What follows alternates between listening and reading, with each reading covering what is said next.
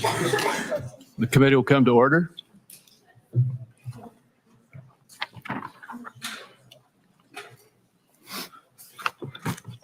We are meeting today to consider the nomination of Robert F. Kennedy, Jr. to be Secretary of the U.S. Department of Health and Human Services. We are still waiting to get all of our members here, and while we wait for that to occur, we will proceed with statements. And I will proceed first, then Senator Wyden, and then we will rotate from one side to the other until we are at a point where we're prepared for the vote. Does that fit with you, Senator Wyden? Sir. Mr. Kennedy, if confirmed, will have the opportunity to deliver much-needed change to our nation's healthcare system. He has spent his career fighting to end America's chronic illness epidemic and has been a leading advocate for healthcare transparency, both for patients and for taxpayers. Mr. Kennedy has also clearly responded to our questions during the rigorous due diligence process in his hearing also, and in the course of answering over 900 questions for the record that were asked by members of this committee. In response to members of the committee, Mr. Kennedy has even amended his ethics agreement, going beyond what is required by the Government Office of Ethics. Mr. Kennedy has proven his commitment to the role of Secretary of the HHS, and I will vote in favor of his nomination. I strongly encourage my colleagues on both sides of the aisle to do the same. And with that, I recognize our ranking member, Senator Wyden, for his remarks. Thank you very much, Mr. Chairman. I'll have a brief statement, and then several of my colleagues on our side are also going to make brief statements. This morning, we're going to vote on Robert Kennedy's nomination to serve as our nation's chief healthcare officer. Before we get to Mr. Kennedy, and why I believe he is singularly unfit to serve as HHS Secretary, I'd like to say this. The last several days we've witnessed an authoritarian takeover of our federal government by Elon Musk and Donald Trump. They have set their sights on a full purge of anyone in government that doesn't bend the knee and follow their orders. They've taken over the Treasury Department's payment system. And colleagues, that has a direct effect on major programs within our committee's jurisdiction that include Social Security, Medicare, and Medicaid. For example, this committee voted for a major reform of pharmacy benefit manager legislation. We passed it 26-0. But Trump and Musk killed it. Think what they could do with abuse of the payment system. Now, in my view, much of this is of dubious legality and constitutional authority, and certainly flies in face of congressional responsibilities. I'll wrap up on this point by saying I hope our colleagues on the other side of the aisle will not sit by while Musk and Trump make a mockery of the power Republicans hold in their congressional majority. Now more than ever, the American people need leaders that will stand up to these abuses. That brings me to Mr. Kennedy. A recent analysis showed that Mr. Kennedy has made 114 separate appearances in just the last 4 years where he has espoused anti-vaccine views or spread information about the efficacy of vaccines, misinformation specifically. In 36 of those instances, Mr. Kennedy directly linked vaccines to autism. Last week, Mr. Kennedy was given ample authority on a bipartisan basis to recant his decades-long career peddling anti-vaccine conspiracies. Instead, he spent his time with us, dodging and weaving, and gave no indication that if confirmed as HHS Secretary, he would stand by the long-settled science surrounding routine vaccinations. Just take the Samoa measles outbreak as an example. Mr. Kennedy told me, and I quote, "We don't know what was killing them," speaking about the 83 measles deaths during an outbreak of the disease in 2019. Just yesterday, colleagues, the Director General of Health from Samoa called this claim a total fabrication. Peddling these conspiracy theories as the nation's chief health officer is going to be deadly for kids across the country. On abortion, Mr. Kennedy's answers once again raised still more questions. He refused to tell us whether he would blindly follow a directive from Donald Trump to break the law and end access to mifepristone. And he seemed to have no understanding of his role in enforcing existing federal laws that guarantee women the right to life-saving abortion care. Mr. Kennedy also failed on several occasions to show a basic understanding of the Medicare and Medicaid programs he would be tasked with overseeing. Colleagues, that alone should be disqualifying. Mr. Kennedy has given us no reason to believe he'll be anything other than a rubber stamp for plans to gut Medicaid and rip health care away from the American people, and be a yes man if ordered by Musk or Trump to take an illegal action. I close with this, colleagues. Today, we're going to make a judgment about the future of science in this country. We're going to make decisions that are going to impact the health and well-being of Americans for years to come. I agree, and I say this to my colleagues on both sides of the aisle, that the healthcare status quo needs substantial changes so we get better, more affordable care to patients. And that leaves, given my statement, the question in front of us now that's pretty simple. Do senators want their legacy to include disregarding basic health science and instead elevate conspiracy theorists? Making Robert Kennedy Secretary of Health and Human Services, in my view, colleagues, would be a grave threat to the health of the American people. And I urge my colleagues this morning to vote no. So we had everybody here. Can I ask that we do the vote now and then do the comment? You did it 2 or 3 on each, and then we go to the vote. Can I go? Yeah, we're going to do it. So Senator Wyden, we have all of our members here. Senator Wyden and I have agreed that we will have 2 or 3 on each side who wanted to make statements do so before the vote. So please, everyone, hold with us while we have those statements made, and then we will proceed to the vote. I know we've got a lot of folks here pushing on some. Do you want to vote now?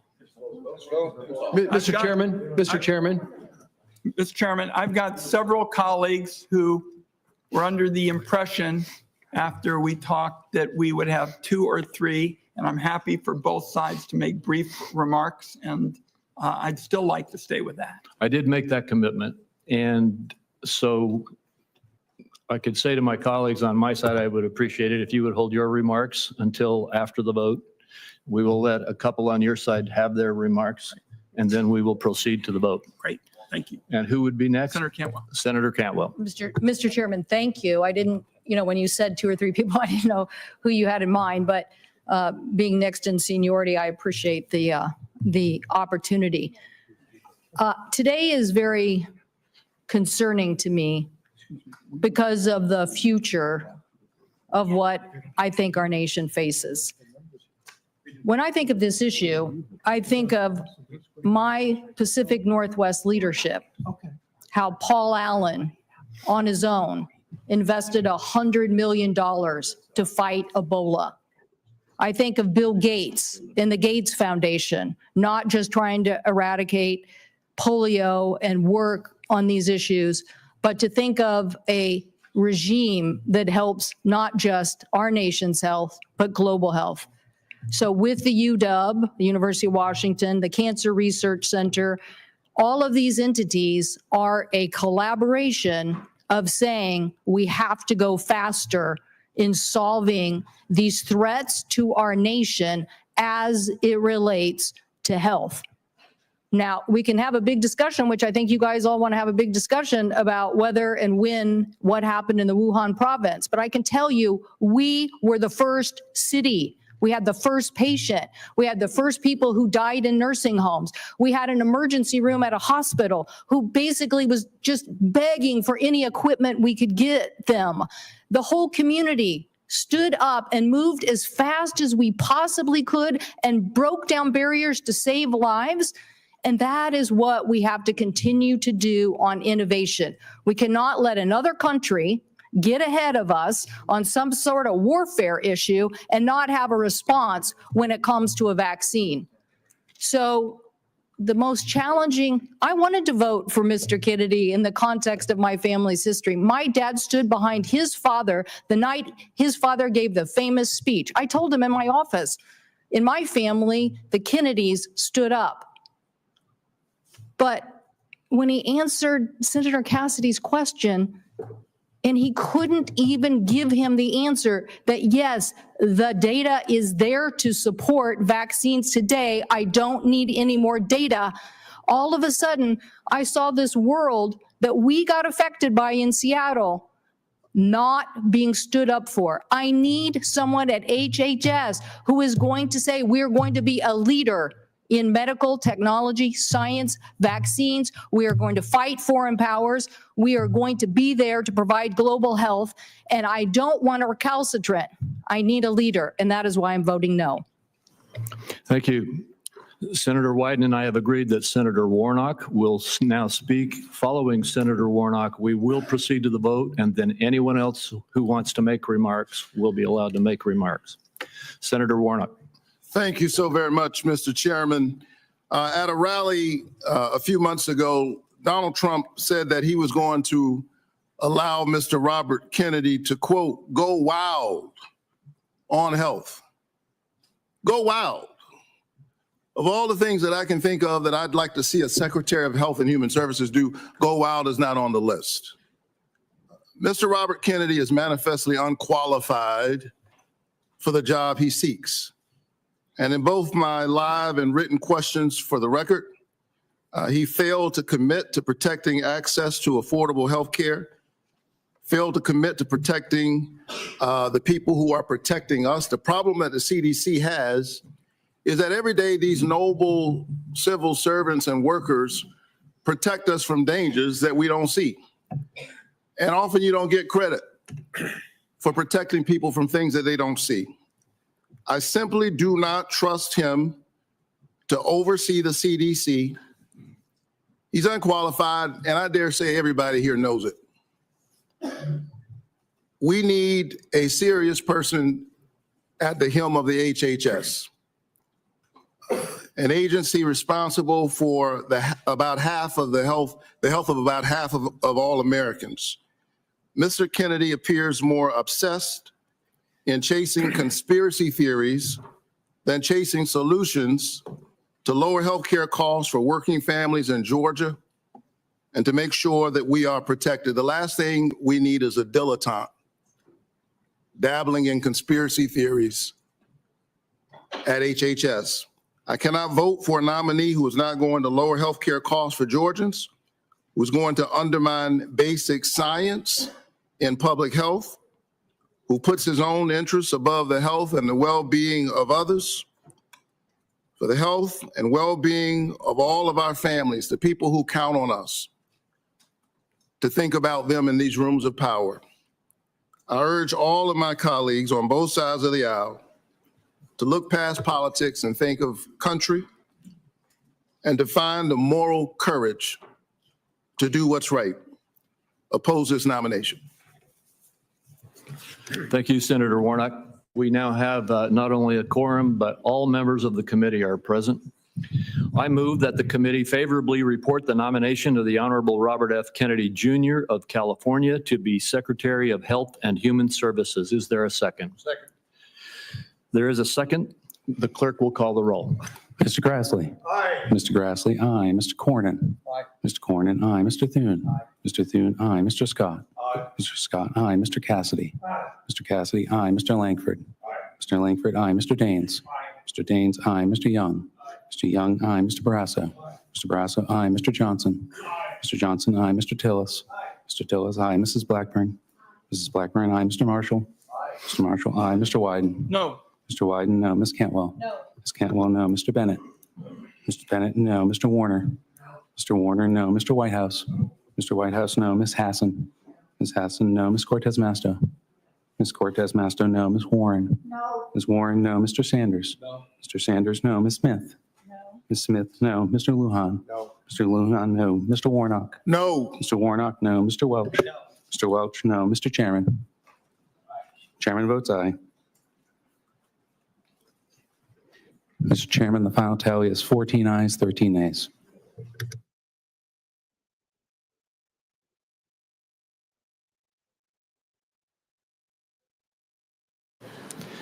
The vote was, would the clerk please restate the vote? Mr. Chairman, the final tally was 14 ayes, 13 nays. The vote was 14-13. The nomination is reported favorably. We will now turn to other senators who would like to make a statement. Since I asked my Republican colleagues to hold off at the outset, I'll go to the Republican side next. First, Senator Tillis. Thank you, Mr. Chairman. I voted aye today, and I want to just briefly explain why. I believe in my 65 years, I'll be 65 in August, that Mr. Kennedy will be one of the first people coming before who is in fact not a trained healthcare expert. He views this through the lens of an attorney. He's brought many lawsuits on food safety, vaccine safety, a number of other things. But Mr. Chair, I think it was Senator Warnock that said that the president said he was going to go wild in the Department of Health and Human Services. I hope he does. I hope he goes wild and actually finds a way to reduce the cost of health care. I hope he goes wild, and instead of having the discussions that we have had for the 10 years that I've been in the Senate of making Medicaid work and making people on Medicaid healthier, I hope he goes wild and figures out how to do it, because the status quo has not achieved much in the way of gain. I hope he goes wild on food safety discussions so that we can actually improve our food safety supply. I hope he goes wild on the healthcare supply chains and, in fact, tries to make sure that drug prices go down instead of bludgeoning pharmaceutical companies, get everybody in the room and make sure that we do this right. Reduce the cost of bringing a vaccine to market, reduce the cost of bringing drugs and therapeutics to market. Look at the full supply chain, and somebody with a legal mind may do that. He is no health professional. In fact, he's the first, I believe, and since I've been alive, who's not been a healthcare professional in a scientific sense. But he is a professional in terms of carrying this forward and holding people accountable through the courts. But and also, Mr. Chair, I'm not going to go much longer, but I had a lot of people call me earlier. I had people from the agriculture industry call me and express concerns, but I'm not aware of any organized, credible group, the Farm Bureau, the Department of Ag Commissioners, or others who have said that we should vote against Mr. Kennedy. I heard people express their concerns about his pro-choice position. And yet I haven't seen any pro-life organization score this vote or recommend that we should vote against it. I heard him call the NRA a terrorist organization, and yet the NRA is silent on his confirmation. And so I've heard him say that GMOs are a concern. Hopefully we can convince him that not all GMOs are. It's feeding the world. Corn, drought-resistant strains of healthy vegetables will move on. Protein producers were mad about lawsuits were brought against them, but there's been no organized opposition against them. And so maybe it is time to have a different kind of disruptor there. The only way that Senator Kennedy, the only way that Bobby Kennedy and I will get crosswise is if he does actually take a position against the safety of proven vaccines. That will be a problem for me. He answered a very important question to me during the hearing. I asked him specifically if it was his intent to let the scientists of the CDC, the NIH, BARDA, and other organizations to work independently. He said to me under oath that he would. If he fails to do that, that will be a concern for me and something I'll bring up in a future oversight hearing. But Mr. Chair, we have not made appreciable progress in Medicaid and improving the health of the population on Medicaid. We have a SNAP program that does have too much sugar and things that are eligible in that program that should be eliminated to make these people who are on free and reduced lunch healthier. We need to stop having full trash cans in public school cafeterias full of stuff that the kids aren't eating and figure out how those kids on free and reduced lunch actually have a healthier lifestyle. And so I, for one, think that it is time to put a disruptor in. It is time to put somebody in there that's going to go wild. But there are areas where I think that's exactly what we need. And there are areas of health and human services that if you touch the gold standard for the NIH and the CDC, then I'll have a problem with that nominee, and we'll bring that up during oversight. But it was for those reasons. And the fact is that there's not a single organization that I consider to be credible in this space, in agriculture, in Second Amendment, or in pro-life, who have openly objected and scored this vote. I believe that silence is consent. And the fact that they haven't suggests to me that folks that I'm instructed by are okay with this nomination. And for those reasons, I voted for Mr. Kennedy. Thank you, Senator Tillis. Senator Warren. Thank you, Mr. Chairman. Since we had our hearing last week, Mr. Kennedy has amended his ethics agreement. Recall that his ethics agreement said that while he was Secretary of HHS, he intended to retain a financial interest in ongoing vaccine litigation that he was already collecting money from, and that he wanted to continue to collect that money even though he could affect the outcome of that litigation. Now, he has since changed his position on that. He, once this has been exposed and people have talked about it and have some pretty serious reservations about his doing that, he has said that he will instead give his financial interest to his son. That is a fig leaf that is so small, it would take a magnifying glass to see it. No one is fooled about what's happening here. Mr. Kennedy refuses to say that he will not participate in these lawsuits financially the day after he leaves office. And yet, Mr. Kennedy has acknowledged, first, that the American people have a right to know that the decisions you're making are decisions that are in their interest, not in your future financial interest. He has said he thinks that's the right standard, and yet he has figured out how to make money off his anti-vax positions. He's already raked in $2.5 million. He is in a position where he can affect the outcomes by things he does as Secretary of HHS, and yet he refuses to say that he will delay by even a day taking on anti-vax lawsuits the minute he leaves. That is an appalling conflict of interest, and it's one in which the American people can reasonably ask, is Mr. Kennedy's plan to help the American people, or is he planning to use this job to further enrich himself, and he's pointed out with his son, and enrich his family? The importance of this litigation cannot be overstated. This is not only about a private company that gets sued and has to pay out. Vaccine manufacturers often operate on very slim profit margins. If they get sued repeatedly and successfully, they simply move out of the vaccine space. We've already seen this happen with vaccines in the past. 20 years ago, we watched vaccines just move away if they did not have protection from these kinds of lawsuits. The consequence of Mr. Kennedy's ability to make those lawsuits easier is also the ability to shut down access and manufacturing for vaccines for every one of us. And I think that's a terrible mistake. Thank you. Senator Welch, did you wish to speak? I did. Yes, thank you. Thank you, Mr. Chairman, Mr. Ranking Member, and thank you, Mr. Ranking Member, for your statement. I want a disruptor in the healthcare system and one leading it. I don't want a destroyer. And there's three issues before any nominee that we have to consider. One is character, another is competence, and a third is priorities. We did not have Carolyn Kennedy here, but she gave a statement. And she said that Bobby was able to attract people through the strength of his personality, his willingness to take risk and break the rules. And those might be desirable qualities if it was accompanied by sober judgment and behavior, because the person who leads a major organization has to have the confidence of the people that work for him. And frankly, some of the things that he did that never explained, a chainsaw taken off the head of a whale, dumping a bear in Central Park for his own amusement. These are just weird things. And we never really got into the character issue of what is required for a person who runs such a major department.